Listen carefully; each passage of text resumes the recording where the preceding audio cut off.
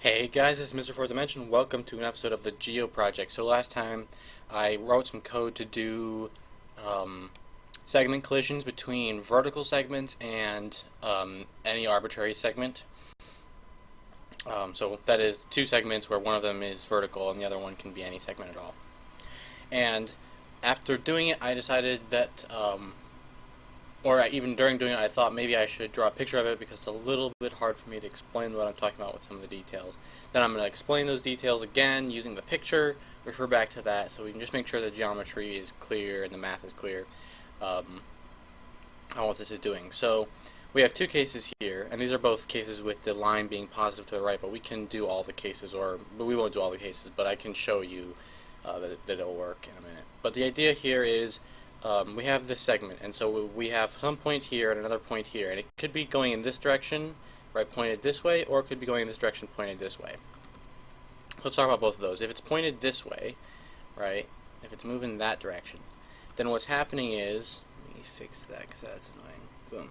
Then what's happening is, it's going to say, okay, first of all, let's take the x of this, and let's figure out where along the horizontal part of this line, right, if I take this and treat just the horizontal part, how far do I have to go? And the answer is I have to go at least one whole step plus a little bit more. And the fact that we have to go a little bit more means there's no collision, right? In this case, how far do we have to go? We have to go less than one whole step to get there. So there is a collision. Now, if the arrow is headed the other direction, this still works out. If the arrows are going this way, then how far do I have to go to get there? I actually have to go a negative amount to get there, right? And in this case, how far do I have to go? I have to go a positive amount that's like, something, that's a little bit wrong. It's a little bit roughly like this, and that's a small amount there is positive, and it's less than 1, so that's a collision, right? So either way, that works. So basically, we're looking to see if this is between, if this the x position of this is between these 2 points, and the reason we're converting it to a thing where either this is 0 and this is 1, or the other way around where the other one is 0 and 1, right? The reason we're converting it to that is because then we need to figure out where the y is. So that's the second issue. Let me do a quick change of how this is laid out. So let's say we had something more like this.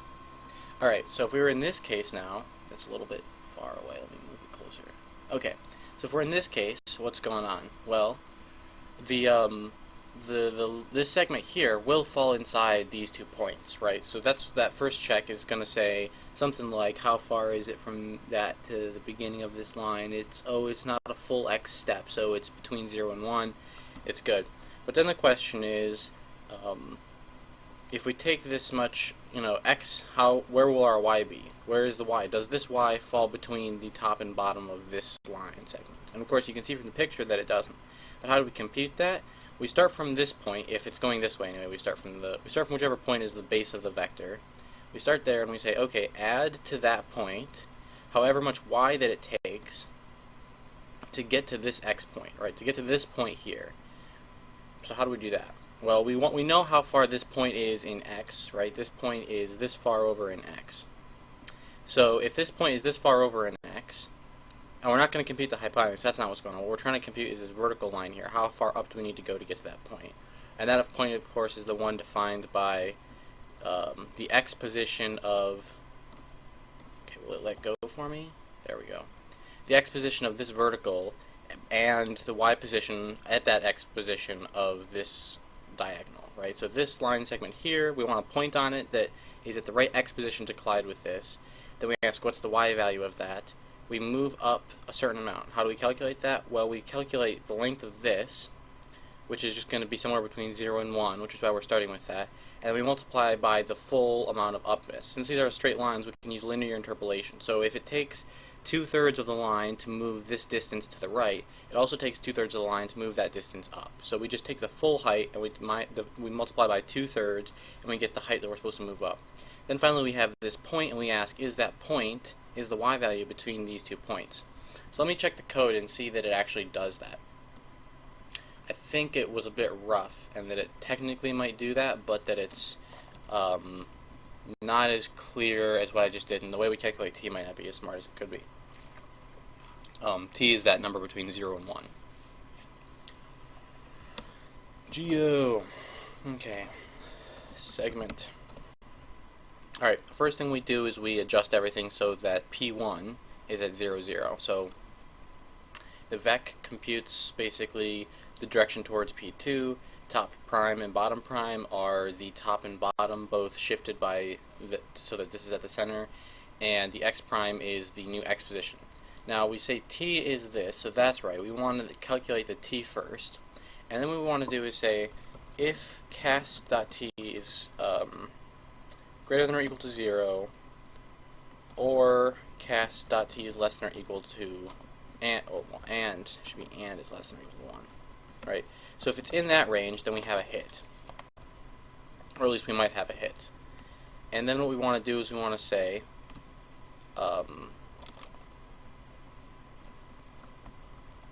what is the change in y along that line. So now we're computing that vertical leg.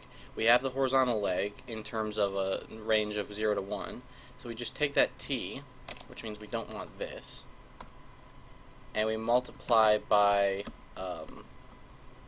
not x prime.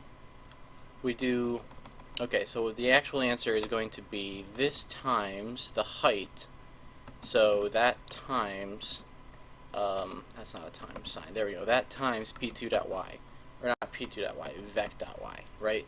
Vec.y is the height between, vec.y is the distance of height between the 2 points, if you think about it that way, and this is how much of that height we want if we're between 0 and 1. And then finally, is delta prime less than the top value or greater than the bottom value? If so, then we have an actual hit. Now I thought maybe this hit right here should be a geo-collision type. So geo-collision type, because we can actually get more information than that. If we want, we could say, is this a hit? And we could answer whether it was in the middle of the segment that it hit, or if it was at the 0 or 1 point for a tangent, right? So if it's at a 0 or a 1 point, we have a tangent collision between the two segments, and also if it's at the top or if it's at the bottom, we have a tangent. So really what we want to do here is we want to say geo-collision type, well, the collision type is going to be set to 0 here. If we have a hit at all, we want to say if cast.t equals 0, or if it equals 1, or if delta y equals top prime, or if it equals bottom prime. Then what we want to do is we want to say cast.hit equals geo-collision tangent, right? Otherwise, it's going to be the overlap type. Now, the downside here is that it means a little bit of an extra if, larger return type. So this gives us more information, but we can speed it up, and so we should by allowing for a version that doesn't give the extra information. So here is geocast result full, and that comes from the geo-segment vertical collision full. And then for this version, it'll be the same as what we were doing before. It'll be the not full version. So we'll just have a bool for whether or not we hit, and that means this up here should say full. And then right here, rather than doing this if, we just set it to true, and we're done. Right? So that should be a little bit cleaner. Now, one thing we might want to do is see if we can avoid all this duplication between that and this. The only difference is whether we do that. The problem with trying to remove this duplication is that the point of this is that it's an optimization, right? The point of only having to do this rather than this whole if is that it's an optimization, and anything we do to reduce duplication might cost us this optimization anyway. Something to think about, though. So it is interesting when you've got like the same exact code except one thing changes here and here, and like maybe template fixes it, but that's kind of a nasty situation. Like that doesn't reduce code duplication too much, it just changes it into a different kind of problem. I don't really feel explaining why I think that's true, but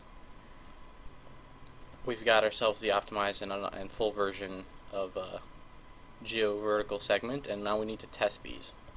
So let's start by testing the optimized version, because that one we just have to test if it's true or not, right? So geo cast result cast, and we're going to set that equal to geo segment vertical collision.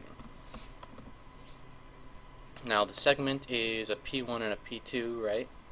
Yep, P1, P2, top, bottom, X. Okay, so let's set P1 to be, do I have this? No, I should have something like that. One sec, let's speed something up real quick. Geo point 2D. So I'm kind of sick of typing point 2D a lot. Yeah, let's fix that. So it's an inline geo point 2D internal, and we want it to be like P2, right? Because it returns a point of 2 dimensions, and it'll take the X and the Y that it needs, and it will return it as a struct, which is just as easy as this, right? Simple piece of code, but it just means we can wrap this XY stuff into a type just by typing P2 really easy. So P2, the X is going to be, let's put it at 3, 5, so we have a point at 3, 5, and it's moving towards a point at 8, 8. Okay, so if you visualize this for a minute, 3, 5 is, you know, going 1, 2, 3 over and then 5 up, and then 8, 8 is almost in a 45 degree angle, but it's moving downwards a little bit. So let's just be sure that it's definitely going to make a hit for the first test. So that means we want the top and bottom, let's say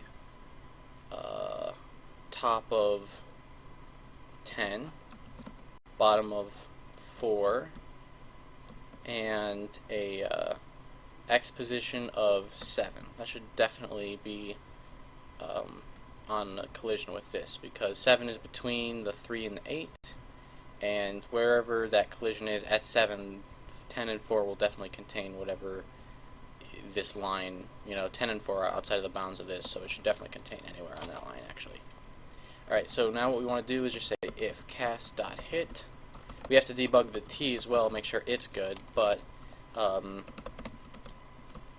start with if. Actually, we can do them both at the same time. Hit at T equals F, right? And then we just do cast.t.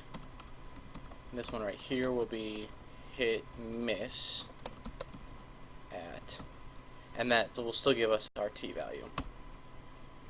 Now, of course, we don't know what the T value is, but we could probably figure it out. It's got to be between 0 and 1 if it's a hit. Ooh, this isn't good. I should focus on whatever's going on here first. Cast.1 isn't right. Cast.t equals 1. What's next?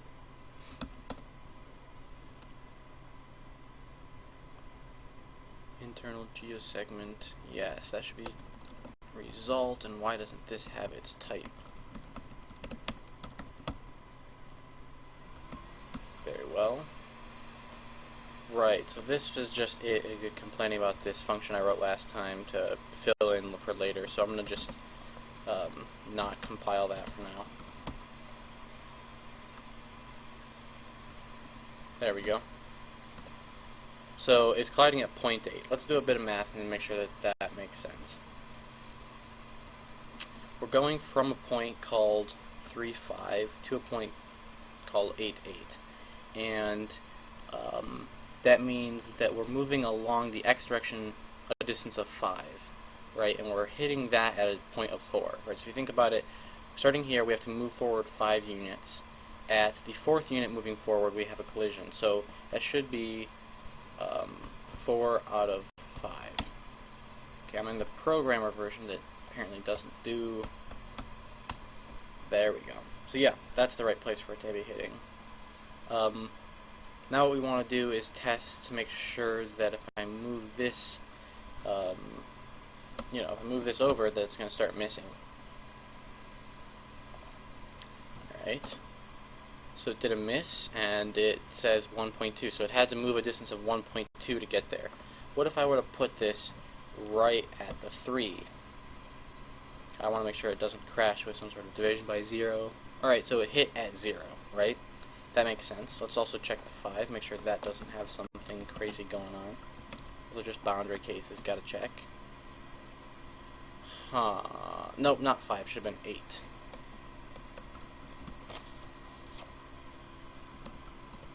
Alright, so far so good. Looks like we're getting there. Still more testing to do on this next time, but I definitely think we cleaned this up and made it a little more reasonable, and hopefully I explained it better.